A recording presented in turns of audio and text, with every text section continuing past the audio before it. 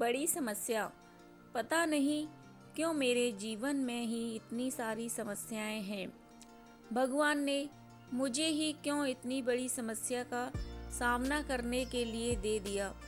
दुनिया में सब लोग सुखी हैं, बस मेरा ही जीवन समस्याओं से भरा पड़ा है।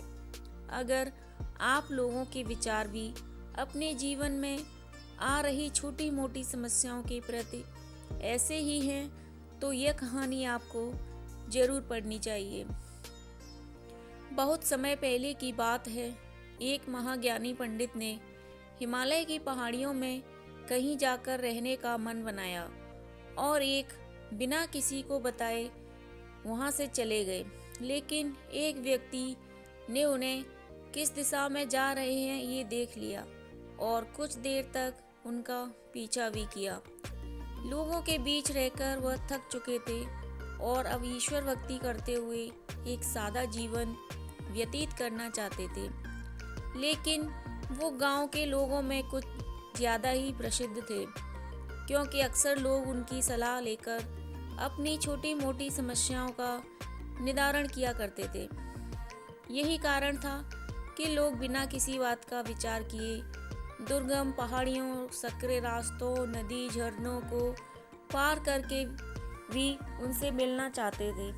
सभी लोग जो अपनी अपनी समस्याओं को सबसे बड़ी समस्या मानते थे, उनका ये भी मानना था कि सिर्फ वो विद्वान ही उनकी हर समस्या का समाधान कर सकता है। सारी बाधाओं को पार कर और उस व्यक्ति की मदद से जिसने पंडित का पीछा किया था, इस बार भी कुछ लोग ढूंढते हुए उनकी कुटिया तक पहुंचने में कामयाब हो गए। पंडित जी उनको वहां पर देखकर बिल्कुल खुश नहीं थे। फिर कुछ सोचने के बाद उन्होंने वहां आए सभी लोगों को इंतजार करने के लिए कहा। उन्होंने सोचा था कि वो उनसे नहीं मिलेंगे, तो कुछ समय इंतजार करने के बाद सब वहाँ से अपने आप चले जाएंगे। पूरे 3 दिन बीत गए। अब और भी कई लोग वहाँ पहुँच गए। पंडित जी ने सोचा उससे सब विपरीत ही हो रहा था। जब लोगों के लिए जगह कम पड़ने लगी, तब पंडित जी बोले, आज मैं आप सभी के प्रश्नों का उत्तर दूंगा, पर आपको वचन देना होगा कि यहाँ से जाने के बाद आप किसी और से इस स्थान के बारे में नहीं बताएंगे। ताकि आज के बाद मैं एकांत में रहकर पंडित जी ने सभी को संबोधित कर कहा, चलिए अपनी अपनी समस्याएं बताइए। यह सुनते ही किसी ने अपनी परेशानी बतानी शुरू की, लेकिन वह अभी कुछ शब्द ही बोल पाया था कि बीच में किसी और ने अपनी बात कहनी शुरू कर दी। सभी जानते थे कि आज के बाद उन्हें कभी पंडित जी से बात करने का मौका नहीं मिलेगा। इसलिए वे सब जल्दी से जल्दी अपनी बात रखना चाहते थे। कुछ ही देर में वहाँ का दृश्य शोर से भरे किसी बाजार जैसा हो गया और इसलिए विवश होकर पंडित जी को गुस्से से बोलना पड़ा, आप सभी लोगों को शांत रहना चाहिए। सभी बोलेंगे तो किसी की समस्या ना सुनी जाएगी, न ही उसका समाधान हो पाएगा। एक काम करिए, अपनी अपनी समस्याएं एक पर्चे पर लिखकर मुझे दे दीजिए। सभी ने अपनी अपनी समस्याएं लिखकर पंडित जी को दे दी। पंडित जी ने सारे पर्चे लिए और उन्हें एक टोकरी में डालकर मिला दिया और बोले, मैं अकेला इतनी सारी समस्याएं नहीं हल कर सकता, लेकिन मैं आपको एक तरीका बताता हूँ। इस टोकरी को एक दूसरे की तरफ बढ़ाते जाइए। हर व्यक्ति एक पर्ची उठाएगा और उसे पढ़ेगा। उसके बाद उसे निर्णय लेना होगा कि क्या वो अपनी समस्या को इस समस्या से बदलना चाहता है। हर व्यक्ति ने एक पर्चा उठाया और उसे पढ़ा। उनमें से हर एक उस चिट्ठी को पढ़कर सहम सा जाता।